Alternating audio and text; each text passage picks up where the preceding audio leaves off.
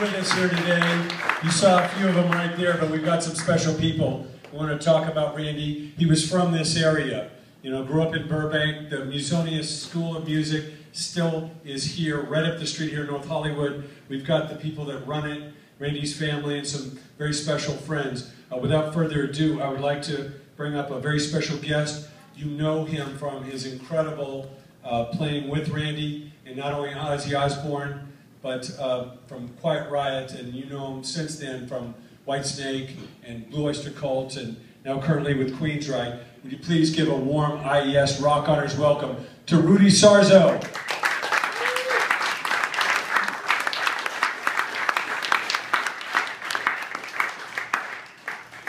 Thank you so much for joining us, Rudy. I know you're normally on tour, but if you could just talk a little bit about your friend meeting Randy and just you know, the inspiration he had on you. And actually, what I would like to do, because I mean, there's so much that I can say about Randy, because I was the only musician that actually got to play with him, both Quiet Riot and Ozzy Osbourne. So I experienced the whole metamorphosis of him being a local music hero to becoming a legend.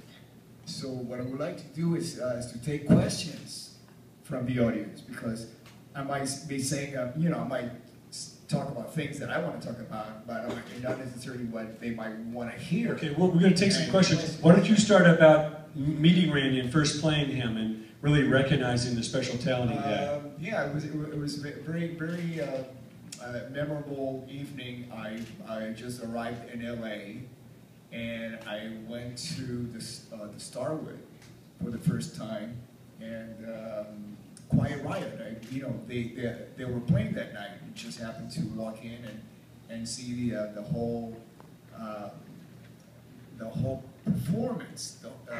Quiet Riot was very interesting to me because, you know, I have been playing clubs for many years, and when I got to LA back in the mid-70s, this was a place, a city that musicians from all over the world used to move here, just so they can showcase for record companies. So the whole concept of putting a band together in LA was to get a record deal. Whereas I had been playing all over the country in bands that we were club bands. And we approached it in a top 40 kind of way. You know, we're just making a living playing covers. But to come to LA, there was only one purpose: to play original material. So I walk into the Starwood and I see this band that not only most of their songs were original, but also their concept was very original, the look of the band, and they had an incredible fan base, something that you never really have that with a top 40 band, an actual fan base. You know, so you know, to walk in and experience that in a club level, you were actually watching a performance, a concert type performance, but in a club environment. And the Starwood was a pretty big club too. It wasn't just like a tiny little, you know, place. It was actually, like, as I recall, bigger than the Whiskey, bigger than any of the clubs on the Sunset Strip, just because it happened to be off the strip. So it was a big place. So you could do large performances, you know, have production and lights and all this stuff going on. So I walk in and you know, the reason why I became a musician was because of, you know, it was the easiest way to get girls. You know? So I was gravitating towards the band that had the biggest female following, you know. So, and that was one thing that Quiet Riot really caught my attention. How many girls were actually in the place, you know, to see these guys and say, wow, this is awesome. So, and I would say most of the girls were actually standing right in front of Randy, you know, which was definitely wow. But that's, you know, that's quite an accomplishment for any musician to have just, you know, all the females right in front of you. So that really grabbed my attention. Say, wow, I'm gonna check this guy out, because this before you even hit her note. You know, it was just like walk in, there's these guys, all the girls are standing right in front of Randy. And I go, oh wow, let me check this out. So so I started asking around, you know, to the girls, what's the deal with these guys? I just got into town, I had no idea. So, you know, it was like, you know, immediate, like, oh yeah, you know, I love these guys, I love the songs, I love the image, but check out this guitar player. As soon as they started playing guitar, I knew exactly what they were talking about. So that was like, wow, these guys, they have it all. This band, Quiet Riot, they got some really cool tunes, they got an image, and they have a guitar hero, which is not easy to find. You know, like back in the day when I first arrived in LA, there were the big three, where it's Eddie Van Halen, Randy Rhoads, and George Lynch. You know, and so having a guitar hero in a band, that was like, wow, you know, this is Led Zeppelin and Cream and, you know, any of those bands that have guitar heroes, that's what they're going after. And they have this guy right here. So, you know, of course, he hadn't really made the transition to be the musician that he ultimately became with Ozzy, as far as defining his not only musical direction, but the compositions. Because as soon as I joined the band about a year later, because actually what I did is after they finished the set, actually I just innocently went over to Kevin and said, hey, I let him know how I felt. Because I thought I'd seen something really cool. And I said, you know what, I'm gonna let this guy know that they're doing something really cool. You know, just like you would with any other band. And when it came time that they were looking for another bass player, he remembered me.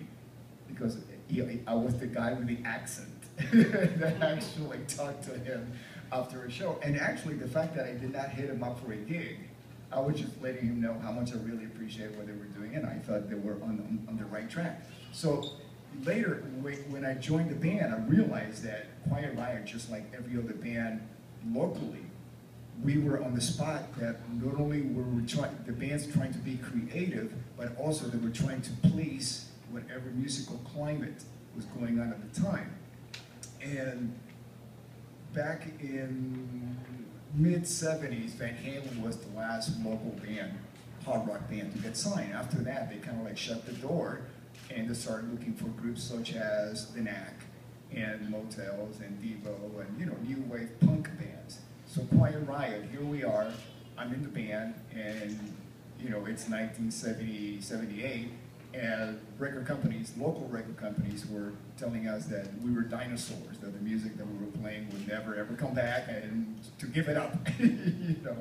And so what I'm trying to get at was that the music that was being composed in those days by Randy was basically music just to please record companies.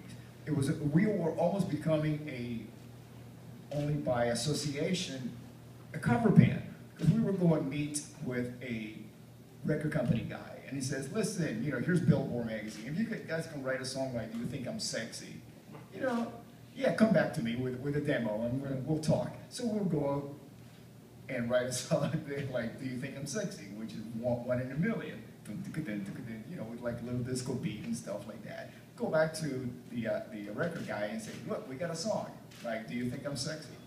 Oh, by then, Do You Think I'm Sexy is off the charts. Something else is happening. And he goes, well, yeah, that's old. Can you write something like this? So we were basically chasing our tails, you know. And yeah, of course, we all got discouraged. And you know, we used to play at, like I mentioned, at the Starwood, and there used to be a VIP section on the left.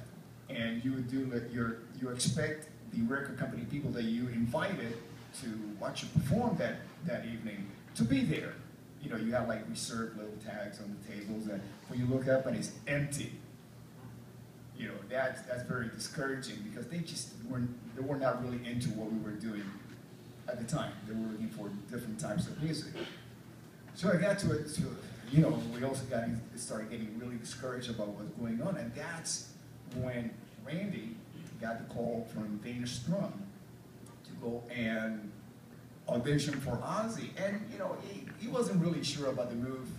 You know, he wasn't really happy about leaving home, leaving his mom, you know, going into uncharted territories as far as, you know, his life. You know, it was going to change his life completely, you know. And so actually, I had heard about Ozzy looking for musicians, so I was trying to get a hold of him. So when Randy says, yeah, you know, we were like packing up for rehearsals. Yeah, I gotta go over and see this guy, Ozzy Osbourne. And I said, you kidding? I've been trying to get a hold of him so I could get an audition, because at that time we were just beating our heads against the wall there, you know.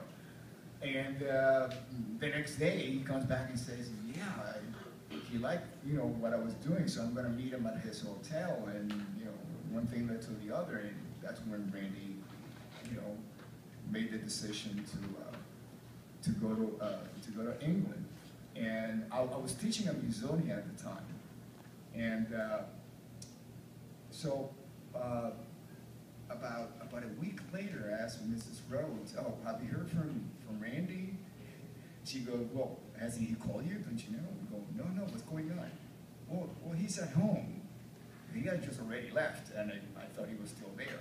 So I called him up and I said, "What's going on?" He says, "Well, actually, I got on the plane and I landed and didn't tell me anything about work permits. So when they asked me, what's your purpose of your visit, he says, I'm playing a rock band." "Oh, well, where's your work permit?" So actually, he didn't have one. So they put him in a holding pen with a bunch of illegal aliens who were there, from the Middle East and so on. He just described them as guys with pointed shoes, like pointed shoes, like Sinbad or the Sailor or something like that, and turbans, And so they gave him one phone call, and he called the record company, and they say, "Listen, I'm here, I'm being held, I can't get through immigration." The guy goes, "Oh yeah, we'll send somebody over to take care of you." Well, that guy went to the racetrack and forgot all about Randy. The next day, they put him back on a plane and sent him home, And so that was his first time actually on a plane. You guys remember this? That was the first time he had ever been on a plane because he had a fear of flying, so he liked to take train trips on the train, So Ozzy called him and apologized for everything, and I was straightened out. That's when I flew back out to England again, and started working with Ozzy. So yeah.